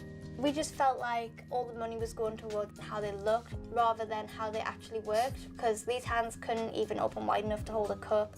So we thought, why not just go the opposite way, forget about the realism, just go off of how it works. As you can see, they don't really look like any normal hand. They are very like futuristic and stylish. I want to do things with them just because I think they're so cool and I love wearing them. Every day I'm finding out new things I can do with them. I actually started getting into makeup and stuff. It was a bit difficult at first because I haven't got any memories to look back on of how I would hold certain objects. So I had to like study how my mum or my sisters and my friends would hold certain objects and then try to mirror that wearing my own hands. And it did take a while to start. Whenever I see anything like this, I'm just like, dude, no matter what I'm going through, no matter what's happening in my life, fuck, you've got it sweet, right? Like, I know you probably shouldn't, you probably shouldn't feel pity for people, but wow, man, like everyone walks a different walk in life, and some people get like, yeah. Some people have a hard walk and some people have an easy walk, and I'd argue I've got an easy one. When you see someone like this, it's like she could paint, she could play an instrument, she'll be rich. I mean, thinking about tech, like could you not program those hands to play something and then you could write the music and then play it? I don't know, like pick up a guitar and actually play it because the programming is you programming the fingers. Like, yeah, I don't know. I don't know what I feel here, because you do feel like a sense of, you kind of feel like it's not fair, but then you think, well, does this person want you to feel like she seems to be doing fine. Like she might be like, fuck 'em, it's fair, whatever. You've got flat feet, I've got no arm and no hands. It's not, in my mind, it's not the same, but she might be like, it is the same, and go about your life and I'll go about mine, you know? But I can't help the emotions that it brings up when I see this kind of stuff. That's what I'm trying to say. Like, what does this, when someone sees this, the emotion is sadness. Is it right to feel sad? Maybe it's not. Maybe we should just continue on and everyone smile and be happy. Make the best of what you're given. Yeah. I mean, the equivalent, if you look at it, if you break it right down, the equivalent would be if you walk past a really ugly person, like a hideously ugly person, do you look at them and go, I feel sad because they're ugly? You probably shouldn't, because that's not fair, right? You're casting judgment on them, right? Same thing with someone born without or having a disease that lost their hands. Like, you can't really judge it. You got to just go, okay, that's how it is. Yeah. Off with, but practice makes perfect, and I just kept at it, and that's where we are today. Now, the difference would be if this video was her complaining and whinging and moaning about how bad her life is, then you could definitely say, well, I feel really sad for her. But she's not like that. She seems to be quite content, quite happy. When I first started putting makeup tutorials on YouTube, people thought it was really impressive and wanted to see more of like how I did it. Hi everyone, it's Tilly and welcome back to my YouTube channel. I decided to do it more and I like doing it anyway. And of course I started having only one hand in doing it, whereas now I've got two hands, so it's a bit easier. You know what's going to happen? She's going to get someone, like a celebrity, will reach out and say, we want you to do makeup on the next Catwoman movie or the next super whatever, right? And she'll be like, oh, what? And suddenly she'll be a makeup artist to the stars. This is one reason I get annoyed when some people whine about petty day-to-day bullshit. That's where I was going with it, Dale. I was kind of thinking, yeah, like I often complain about the smallest, subtlest things. Like today, right? Had to go to the doctors to do some stuff. Had to do some shit and blah blah blah. It cost me $100. I'm like, hang on. $100. We got free healthcare in this country. Why am I paying for this shit? Oh, because that's an elective thing. That's an elective, so you got to pay for it. I'm like, what? I have to do this for my job, and I've got to pay for it as well? Like, get out of here, dude. It was only $100. Calm your tits.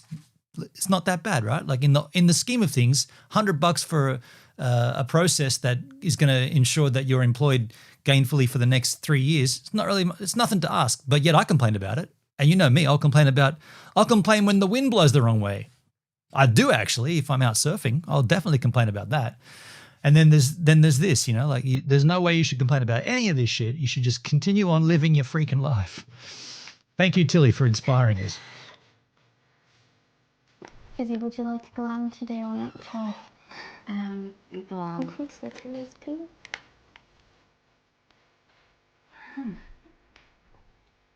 I like to use my arm as a beauty blender sometimes because it's just like a slim shape.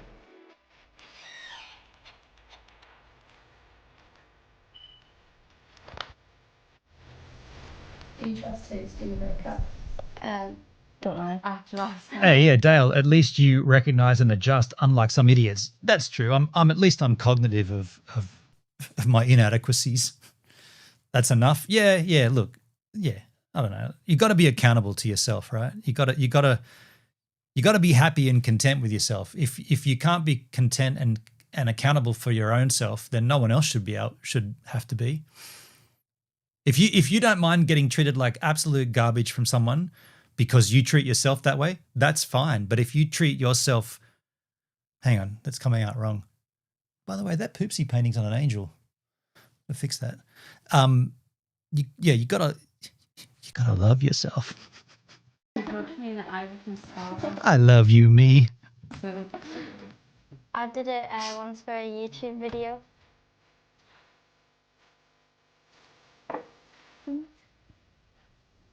It doesn't bother me when people stare at me because when I had hands in the past, it was kind of like looks of, ew, that's weird, like disgust almost. And it's almost like you should be ashamed to be different because your hand had to look like everybody else's just so you could have a normal life. And that just completely needs to change. I think social media plays a really big part. She's got pretty good makeup skills. Miserable people stay stuck in the mental ditch. The mental ditch. I like that, dude. I've got quite a big following on there. I've been posting loads of stuff about it and like promoting and showing everyone how cool they can be.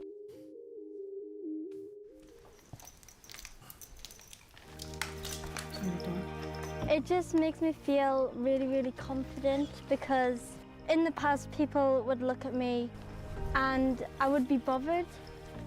I found that my bionic hands get a lot of stares, but in a more positive way. Like people are now looking at them with amazement and smiles on the faces rather than like sad and feeling sorry for me because I don't like. Did you see where that dog was looking when she throws the ball? Watch where the dog's eyes go, completely the wrong direction. Like sad and feeling sorry for me. Some dogs are so dumb. Hey, it's like the ball goes that way and the dog's like, can't see it. Classic. like like sad and feeling sorry for me, because Which I way don't did it like go? when people feel sorry for me because I just didn't look at myself as any different to other people.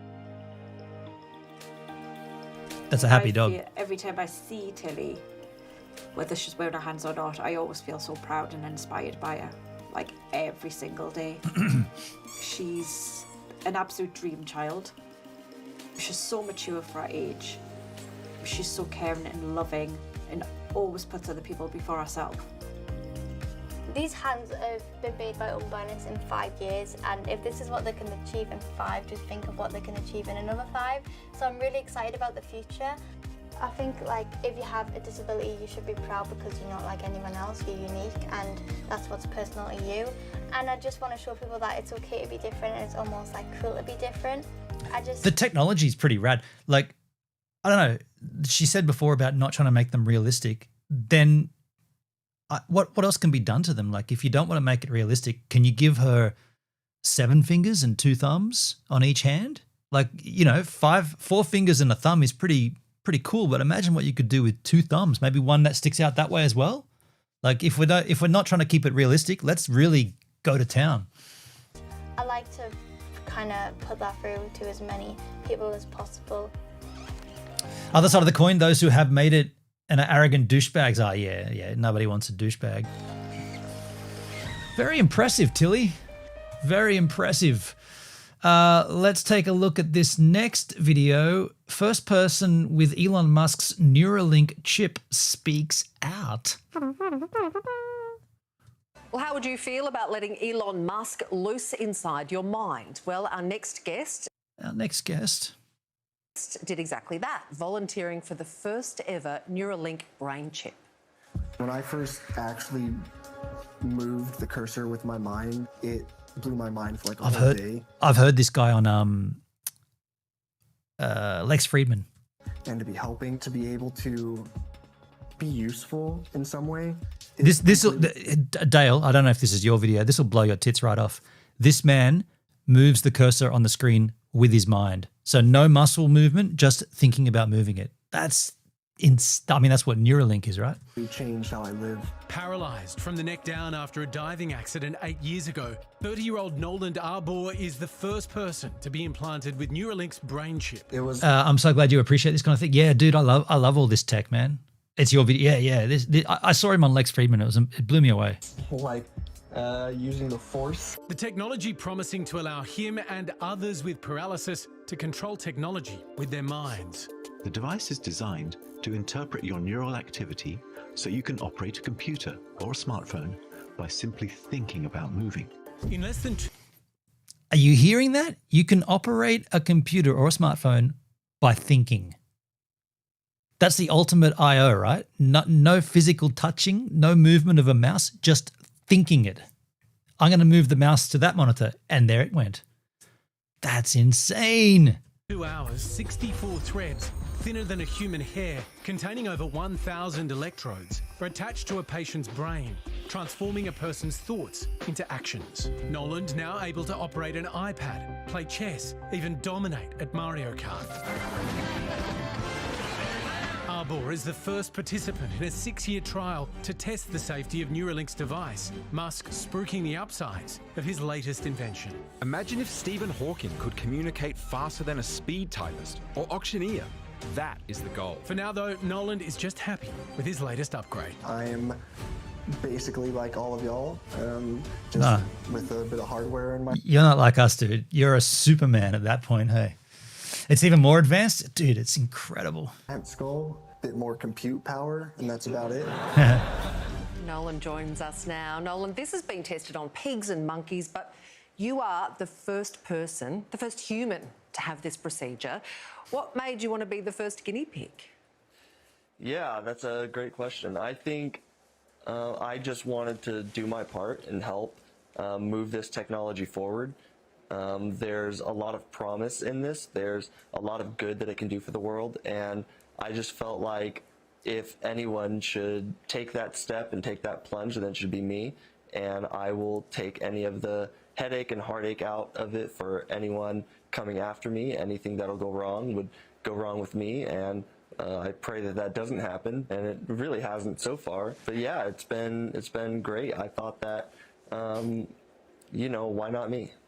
With any surgery, there are risks. Did they warn you that something might go wrong or could? What would be the risks here? You think the wrong thing and something bad happens? Like you think that, I don't know, like are you controlling a vehicle as well? Like what's the dangers here? Go wrong during the surgery?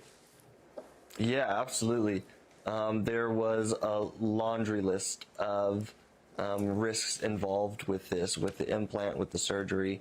I had to read through them all. I talked with my parents about them. Yeah, right on. The obvious there, Dale. No, this sucks. Let's go and trash some Teslas. Elon sucks. Therefore, everything. Yeah, we'll go and bomb the.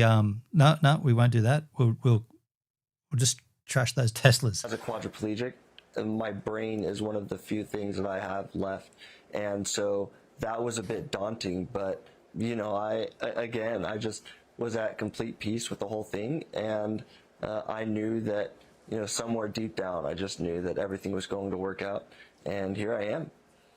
Nolan, you spoke to your parents. How did they feel and the rest of your family feel about you going through this? Yeah, like I said, I talked with them every step of the way. I told them right up front that if at any point in time they weren't comfortable with me doing the surgery, that they could tell me and I would back out. I have a great relationship with my parents, and you know, I did play a little prank on my mom after I got out of surgery. First thing I did waking up, they came in the room, and I just wanted her to know that I hadn't changed. So she came in and she said, you know, "Hi, how are you? How do you feel?" And I looked at her and I just said, "Who are you?" And she was not happy about it. She was. I remember him saying that on the Lex Friedman. That's funny, hey? The simple gag. I'm looking around at the doctors like, someone please, like, what, please someone tell me, what did you do to my son?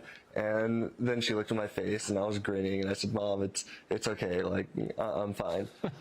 She had a few tears streaming down her face, but I know, I'm a terrible son. So much for all that love and trust. Yeah. Can you just help us understand what the practical differences are that this makes to your life now? What's actually changed?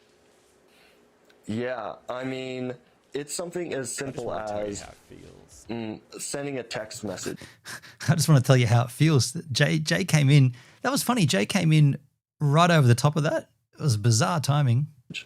I can send a text message now in, you know, a few seconds, in under a minute. Before, when I was using different assistive devices, it would sometimes take me 5, 10, 15 minutes to send a text. And it's little things like that that add up. I don't know whether this is possible, but can you describe for us what you have to do to send, for example, a text? Like, how do you, in your brain, like what do you actually have to do?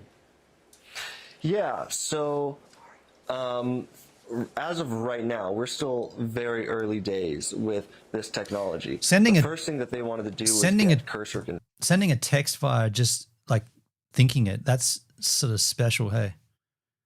Yo, that was timing, Dale. Very good timing. So that means I can use a computer just as anyone else can with a cursor. Gonna be weird. And so for that is going to be weird. I also had to turn those up. I noted that they were quite low in the mix. I just cranked them up a little. now I have a virtual keyboard that pops up, and I can use the cursor to text on that. I have a dictation that I can use to text on that to send messages. Yeah. But I've got to adjust the outputs in my Kansas, because that's where what I'm messing up, or while I still get used to this Rodecaster, is that there's levels that I need to adjust for myself. In working right now, trying to figure out different ways to get me to text, to write sentences. I think I'm getting there, though. And things. Wow. Like one of the things we're doing right now is finger spelling. It is like sign language, to see if I can attempt to do sign language. Obviously, I can't move, but my brain still picks up my intention. And so if I'm trying to do sign language, say, and I am spelling out a word, then my brain picks that up, the Neuralink transfers that to the computer, and words will come up. That's It's amazing. kind of like telepathy. You just think it and it happens. Yeah, absolutely. He's like, are you so dumb you don't get it? That's exactly what it is, love. It's literally, I think it and it happens. I feel like he was just kind of giggling at that because that's the whole concept here. Listen to this. Is it kind of like telepathy? You just think it and it happens. Yeah, absolutely. He's like, really?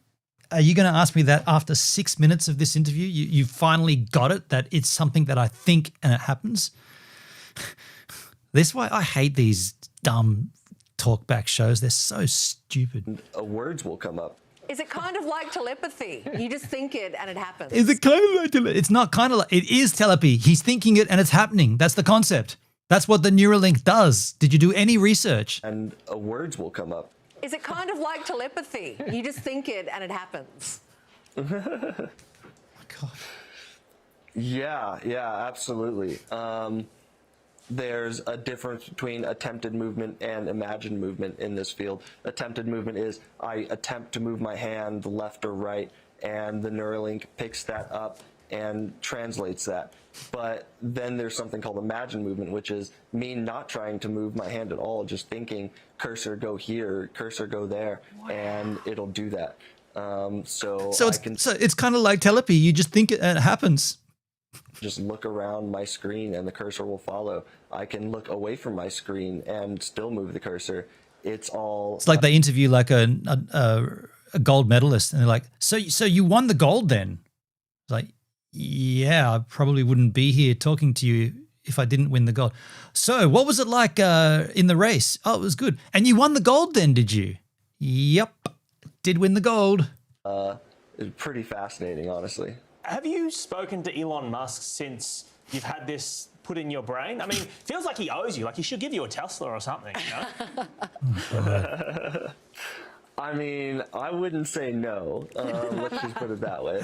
I have spoken to him, and then I met him right after surgery.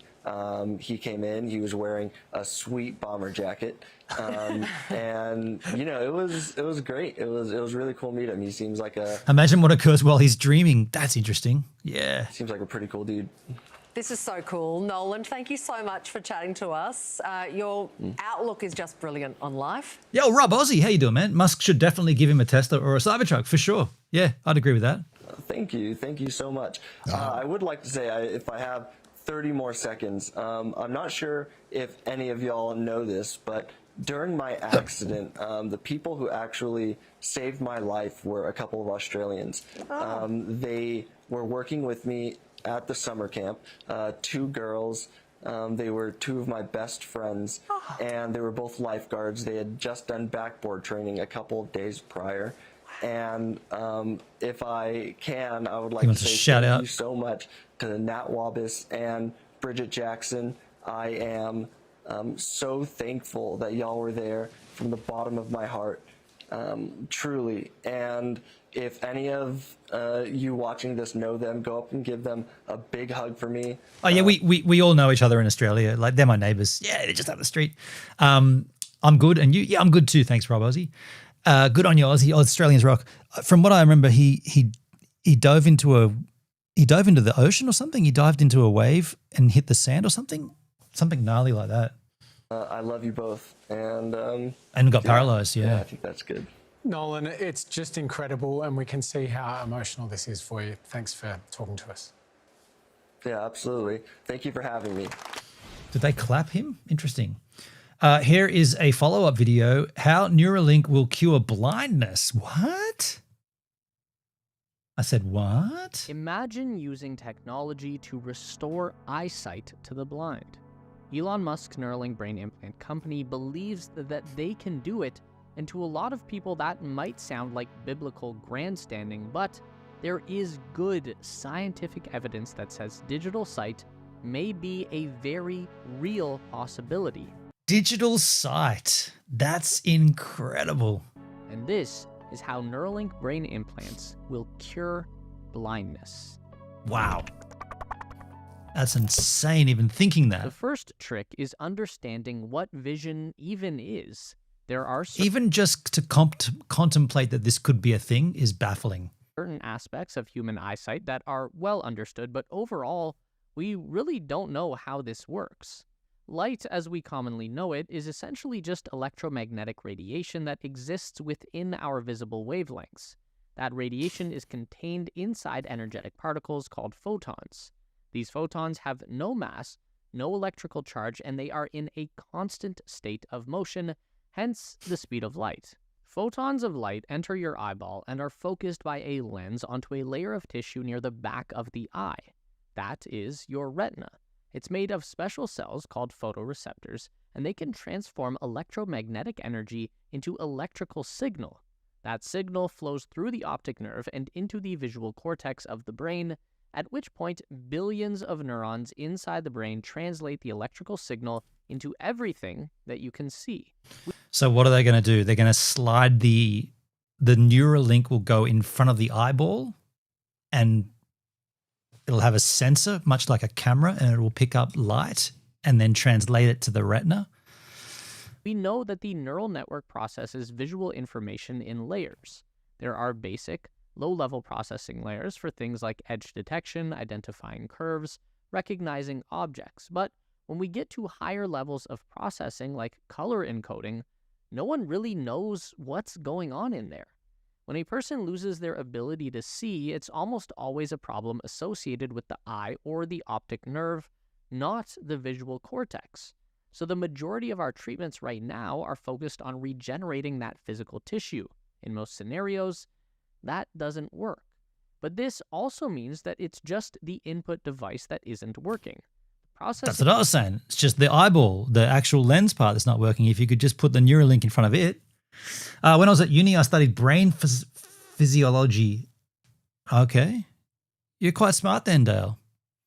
For someone as smart as you, you don't present that smart. Shit. System is still intact, so in theory, we can plug electrical signals straight into the visual cortex and create vision in the same way as the eye and the optic nerve. This Wait. So they don't even need to hit the retina. They just go straight to the cortex. So your eyes are irrelevant. You could cover them up with glasses and you could still see. Right at you. Crazy, but it has been done before. Actually, the first experiments with stimulating vision through electrical signals date back all the way to the late 1920s. In order to understand this, we need to learn a new word first: photosphene. This is a phenomenon where you see light in your visual field without any light entering your eye. Do you ever see stars with your eyes closed? Do you see patterns of light when you rub your eyes? These are photospenes that you are seeing. Photospenes can be induced by mechanical, electrical, or magnetic stimulation of either the retina or the visual cortex. Yo, guest viewer over on Soulbound with a 100 SBC. Thank you, man. I'm still not 100% certain what an SBC is, but I know I like it. So thank you over on soulbound.tv. I'd encourage you all to get over there and sign up, start watching content, and start earning XP tokens. You earn them by watching and by streaming. Where have you heard that before? The golden era of DLive. It's happening right now on Soul TV. Soulbound. Did I say Soul TV? Soulbound.tv/gives a minute. Cortex. So you'll see them if you take a blow to the head, but you'll also see them if you get an electrical shock in the right portion of your brain. This was first confirmed by the famous neurologist Otfrid Forster in 1929. Decades later, in 1968, two scientists at the University of Cambridge refined the procedure by connecting electrodes into the brain of a 52-year-old blind patient and wiring them to an array of radio devices. When certain radio signals were transmitted into the brain, the patient experienced sensations of light. When just one electrode was stimulated, the patient would see a single, very small spot of white light in a consistent location. This is the photosphene, and it was found that as long as the electrodes were spaced more than 2 millimeters apart, the resulting photosphenes can be easily distinguished from each other. So by stimulating multiple electrodes at once, the patient would be caused to see patterns of light. Interesting. This experiment was repeated in 1974 at the University of Utah. They placed a rectangular grid of electrodes into the visual cortex, 4 across by 3 deep, and then they used these electrodes to project patterns of braille dots. Dalesky, I've got an advanced degree in smartass. I didn't graduate that class. Into the patient's vision, creating a very primitive yet effective visual prosthetic, the first of its kind. Now, of course, opening up a person's skull and sticking wires into their brain just to show them braille letters isn't really helping anyone, but it is a solid foundation to build on.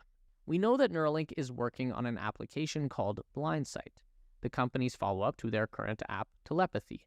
Telepathy is all about output. Neuralink electrodes detect activity spikes from within the brain and convert those to digital signals that are transmitted wirelessly into a computer, so all that the user has to do is think about moving a cursor on a screen, and telepathy will make it happen.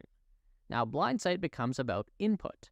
Neuralink has to use the electrodes to inject electrical signals into the brain to stimulate the neurons and produce the photosphene effect.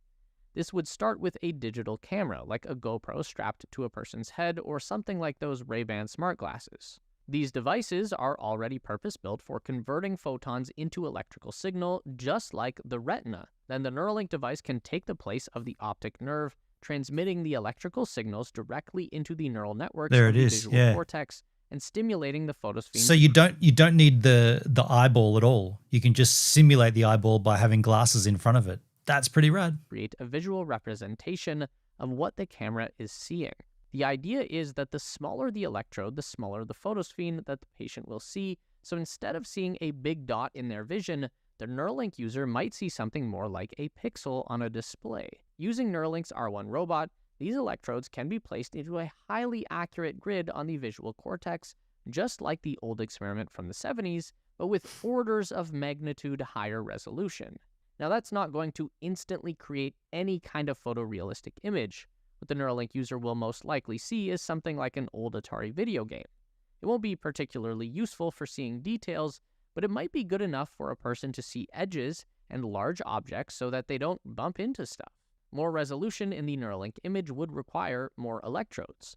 Neuralink is currently maxed out at around 1,000, but they are hoping to reach 3,000 or even 6,000 in the near term, and as many as 16,000 electrode channels within the next year or two. It's pretty exciting. The amount of bandwidth going through the device that is the big limiting factor right now. We all know what happens to a computer when it starts working too hard. It gets hot. And yes, you get encoding overload errors. You don't want a computer implanted in your skull to start getting hot. So the efficiency of the computer chip and the performances of the battery play important roles as well. Also, to give a person full panoramic vision, they would need to have 2 Neuralink implants, one on each hemisphere of the brain. Vision from your right eye is processed in the left side of the brain and... Is that Don Draper? Madman? Vice versa. To make things even stranger, the image projected onto your retina by the lens in your eyeball is actually cast upside down. Your brain doesn't flip the image because it doesn't receive a projected image, just a series of nerve impulses that it decodes in such a way that everything is perceived correctly. Actually, the whole process of seeing things the right way up is pretty strange. If you tilt your head over 90 degrees, your perception of the world doesn't tilt. You still know up and down, even when you're sideways. This is the kind of stuff that still needs to get figured out, and that's going to take a lot of trial and error before we even begin to get things right. It won't be an easy process. Don't be expecting a Neuralink to replace virtual reality or augmented reality headsets anytime soon. But there is potential for computer-enhanced vision to go far beyond the human eye at some point in the future, and this would be long in the future, but in theory, we can go way beyond just projecting a movie into your head. What we know as light is simply electromagnetic radiation that exists within our visual spectrum of wavelengths. But there is light that exists in higher wavelengths than what we can see. So they could plug into these other wavelengths that we can't even see and give people vision based upon things we can't even see. That becomes superhuman. That's ultraviolet light, and there is light that exists in much longer wavelengths as well. That's infrared. We can't see this radiation, but we know it exists, and we can easily create digital image sensors that can read this light for us Yeah. and convert it into a visible spectrum. Wow. Now, if we go back to that idea of strapping a GoPro to a person's head and replace that with an infrared camera or an ultraviolet light detector, now Heat we've just mapping. unlocked a whole new way for a person to perceive the world. Bizarre. We can go way beyond our conscious experience, deeper into the nature of the universe At that point, you're seeing at the speed of light as well. Damn. and existence. Like taking a high Imagine an alien civilization that uses similar methods to communicate. That's probably what they're doing, right? high-powered psychedelic drug without any of the weird side effects. Anyway, coming back around to real life, can Neuralink restore sight to the blind? Yes, but not in the sense of flicking a switch and turning your eyes back on, but more in the sense of being able to restore a very rudimentary visual perception of the outside world. Yeah, without traveling. Living inside your own low-res mind. Because it's light, right? So wherever the light goes, the communication goes. From Speed of video light. game. But as the Incredible. device capability improves over time, a long time, resolution will improve as well. As for those higher level functions, would you ever see colors? Could you look around in every direction you want? Can you tilt your head and still know which way is up? Well, these are secrets that still need to be Pretty incredible. Pretty damn incredible. I'm loving it. I hope you're loving it. Yeah, I just want to repeat what I said earlier in this stream. Now is the time. Let me bring it up here. Now is the time for you guys to get on over to soulbound.tv. This is the website, soulbound.tv. To change the tone a little here, I'm live on there right now as Gives a Minute. You see at the top of the page here, there's a streaming total, 940 XP points for streaming, and I've got 243 of them for viewing. You can start earning these tokens just by watching streams. I'll show you what that looks like. We'll go to this stream here, Muster. We'll start watching. We'll just get it live. Got a link? I'll give you a link. I'll give you a link right now to my channel. Just go to my channel. Did I click it? Profile page. And I wonder if I click on live. Okay, so it goes to the live. I'll give you a link. Hey, keep it down, me. I'll put it in the Kick chat here because most of you are in the Kick chat there. There is the link to Soulbound Gives a Minute, soulbound.tv Gives a Minute. Now, once you get over there, congratulations, you've been streaming for 2 hours. Yes, I have. Once you get over there, you sign up and start an account. No referral needed. You just set up your account and off you go. And as soon as you start watching content, like watch this, I'll go back to this master channel. And you start watching, let's get rid of that notification. You start watching content. Now, this streamer hasn't got great audio, but it's there. And you see this XP up here starts increasing. We'll just pause. Just kill the audio there. You see this XP should start moving. It's not. It's meant to be ramping up. Okay, I'll refresh my trousers. It's meant to be ramping up as you watch. It's meant to increase. It does. It should be. I don't know why it's not. Either way, it's in its infancy right now. It's a chance for you to get on board and start earning. And if you start chatting in the chat, you earn even quicker. So this is encouraging people to view and to interact. It's like a chest, right? But it's not merhaba. It's just a matter of fact. So when you start chatting here, you say, hello all. And you start chatting, and then you get 5x, the XP. Don't know if this stream is even on cam, but it's a bit clunky right now. It's a bit clunky.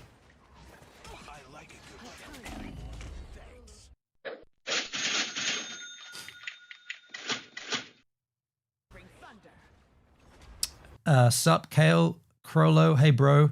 Hi, Gives a Minute, Kale. Hello, Gives a Minute, Kilux. So the point of this is to illustrate that there is time now to get on over. Yo, Flowski, how you doing, man? And this is the person who got me into this initially. Flowski, thank you for setting me on the soulbound.tv train. Appreciate you, man. Yeah, pretty interesting right now. I don't know where this goes. I don't know how this plays out, but at this stage, this is what I would consider the golden era. You earn a token for watching. You earn a token for streaming. Where have we heard that before? DLive, right? The DLive days, the very same scenario. We don't know what the Lino was. We don't know what it was going to be used for. All we knew is you could earn it by watching and by contributing. So my advice for you would be to get over there and start watching, start earning, start contributing. Yeah, Flowski, no problem. I don't understand it at all, but I figured you might want to get on board. That's what I'm encouraging everybody here today to do. Go on over to soulbound.tv, sign yourself up, start an account, start earning, get it on, enjoy yourselves. I'm going to get out of here right now, but thanks for being here with me on the stream. Appreciate you all, and I'll see you on the flip side.